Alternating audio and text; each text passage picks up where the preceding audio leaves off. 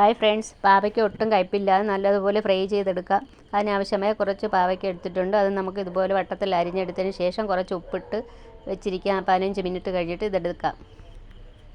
ഉപ്പ് എല്ലായിടത്തും നല്ലപോലെ പിടിച്ചതിന് ശേഷം അത് നല്ലപോലെ കയ്പൊക്കെ പോയി കഴിഞ്ഞിട്ടുണ്ട്. ഇനി പച്ചവെള്ളം ഒഴിച്ച് ഒരു 3-4 വെള്ളത്തിൽ കഴുകിയെടുക്കാം. കഴുകിയെടുത്തതിന് ശേഷം അത് വെള്ളം തോരാൻ വേണ്ടി നമുക്കൊന്ന് വെച്ചിരിക്കാം കുറച്ച് നേരം. അത് കഴിഞ്ഞ് നമുക്ക് അതിലോട്ട് ഒരു 3 പച്ചമുളകും കീറിയിട്ട്, ഒരു സവാള, 1/2 ടീസ്പൂൺ മുളക് പൊടി, ലേശം മഞ്ഞൾപ്പൊടി, ആവശ്യത്തിനുള്ള ഉപ്പ്, പെരുംജീരകം, ഇഞ്ചിയും വെളുത്തുള്ളിയും കൂടെ ചതച്ചത്, തേങ്ങാക്കൊത്തിടാം, തേങ്ങാക്കൊത്തും കൂടെയൊക്കെ ഇടാം.